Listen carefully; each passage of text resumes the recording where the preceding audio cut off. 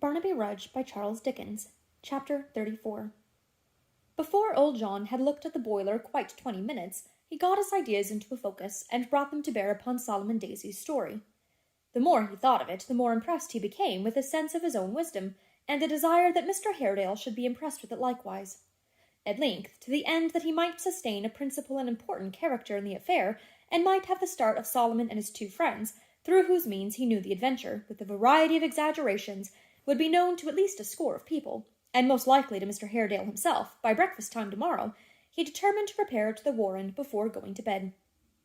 "He's my landlord," thought John, as he took a candle in his hand, and setting it down in a corner out of the wind's way, opened a casement in the rear of the house, looking towards the stables. "We haven't met of late years so often as we used to do. Changes are taking place in the family. It's desirable that I should stand as well with them in point of dignity as possible. The whispering about of this here tale will anger him. It's good to have confidences with a gentleman of his nature, and set oneself right besides. Halloa there, Hugh! Hugh! Halloa!" When he had repeated this shout a dozen times, and startled every pigeon from its slumbers, a door in one of the ruinous old buildings opened, and a rough voice demanded what was amiss now, that a man couldn't even have a sleep in quiet. "What? Haven't you sleep enough, Growler, that you're not to be knocked up for once?" said John. "No," replied the voice, as the speaker yawned and shook himself, "not half enough." "I don't know how you can sleep with the wind a-bellowsing and roaring about you, making the tiles fly like a pack of cards," said John. "But no matter for that. Wrap yourself up in something or another, and come here, for you must go as far as the warren with me, and look sharp about it." Hugh, with much low growling and muttering, went back into his lair, and presently reappeared, carrying a lantern and a cudgel, and enveloped from head to foot in an old, frowsy, slouching horsecloth.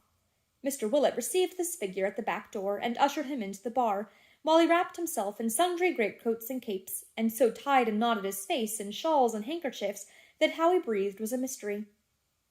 "You don't take a man out of doors at near midnight in such weather without putting some heart into him, do you, master?" said Hugh. "Yes, I do, sir," returned Mr. Willett. "I put the heart, as you call it, into him when he has brought me safe home again, and as standing steady on his legs ain't of so much consequence. So hold that light up, if you please, and go on a step or two before, to show the way." Hugh obeyed with a very indifferent grace, and a longing glance at the bottles. Old John, laying strict injunctions on his cook to keep the doors locked in his absence, and to open to nobody but himself on pain of dismissal, followed him into the blustering darkness out of doors. The way was wet and dismal, and the night so black that if Mr. Willett had been his own pilot, he would have walked into a deep horse-pond within a few hundred yards of his own house, and would certainly have terminated his career in that ignoble sphere of action. But Hugh, who had a sight as keen as any hawk's, and apart from that endowment, could have found his way blindfold to any place within a dozen miles, dragged old John along, quite deaf to his remonstrances, and took his own course without the slightest reference to or notice of his master. So they made head against the wind as they best could, Hugh crushing the wet grass beneath his heavy tread, and stalking on after his ordinary savage fashion, John Willett following at arm's length, picking his steps and looking about him, now for bogs and ditches, and now for such stray ghosts as might be wandering abroad, with looks of as much dismay and uneasiness as his immovable face was capable of expressing. At length they stood upon the broad gravel walk before the Warren house. The building was profoundly dark, and none were moving near it save themselves. From one solitary turret chamber, however, there shone a ray of light, and towards this speck of comfort in the cold, cheerless, silent scene, Mr. Willett bade his pilot lead him. "The old room," said John, looking timidly upward. "Mr. Reuben's own apartment, God be with us. I wonder his brother likes to sit there so late at night. On this night, too."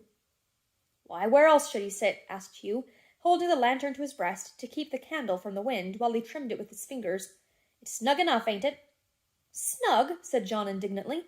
"You have a comfortable idea of snugness, you have, sir. Do you know what was done in that room, you ruffian?" "Why, what is it the worse for that?" cried Hugh, looking into John's fat face. "Does it keep out the rain, and snow, and wind the less for that? Is it less warm or dry because a man was killed there? Ha, ha, ha! Never believe it, master. One man's no such matter as that comes to." Mr. Willett fixed his dull eyes on his follower, and began, by a species of inspiration, to think it was just barely possible that he was something of a dangerous character, and that it might be advisable to get rid of him one of these days. He was too prudent to say anything, with the journey home before him, and therefore turned to the iron gate before which this brief dialogue had passed, and pulled the handle of the bell that hung beside it. The turret in which the light appeared being at one corner of the building, and only divided from the path by one of the garden walks, upon which this gate opened, Mr. Haredale threw up the window directly and demanded who was there. "Begging pardon, sir," said John. "I knew you sat up late, and made bold to come round, having a word to say to you." "Willett, is it not?" "Of the Maypole, at your service, sir." Mr. Haredale closed the window and withdrew.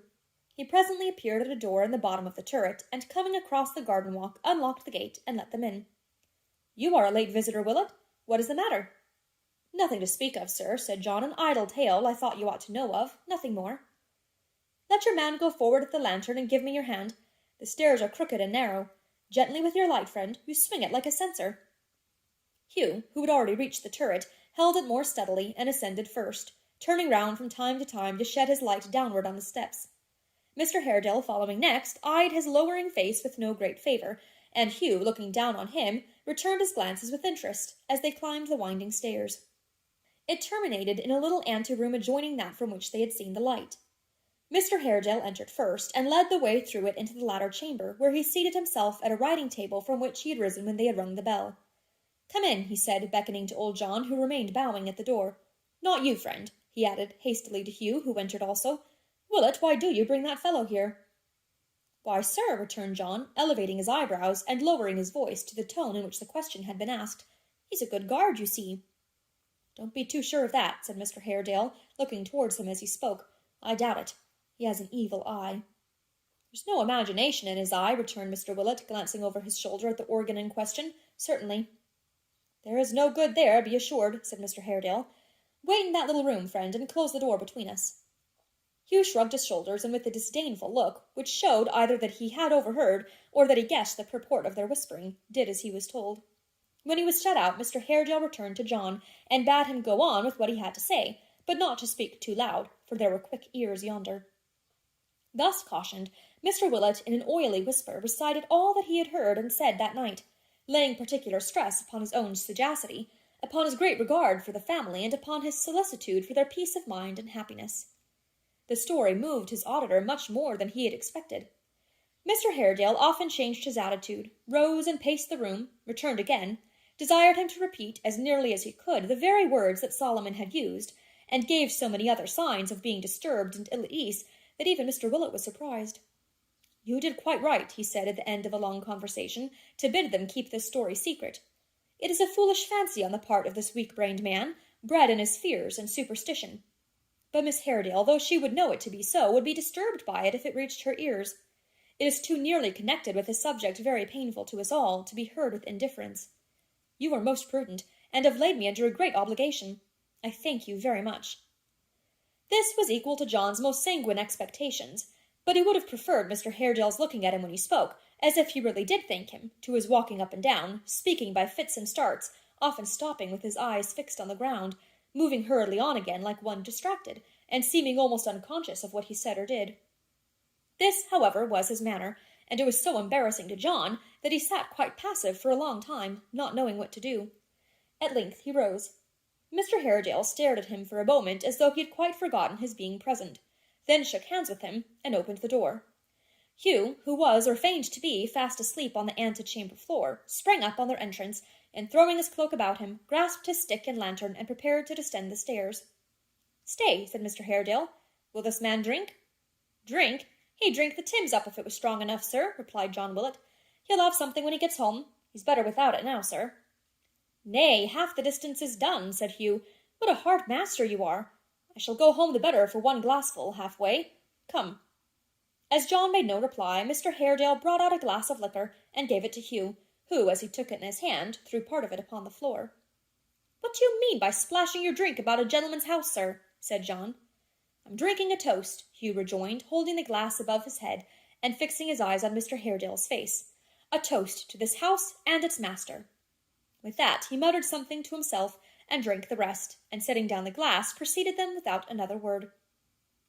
John was a good deal scandalized by this observance, but seeing that Mr. Haredale took little heed of what Hugh said or did, and that his thoughts were otherwise employed, he offered no apology, and went in silence down the stairs, across the walk, and through the garden gate.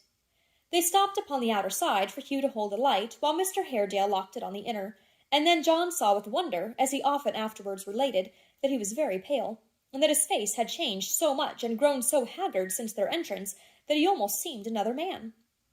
They were in the open road again, and John Willett was walking on behind his escort, as he had come, thinking very steadily of what he had just now seen, when Hugh drew him suddenly aside, and almost at the same instant 3 horsemen swept past. The nearest brushed his shoulder even then, who, checking their steeds as suddenly as they could, stood still and waited for their coming up.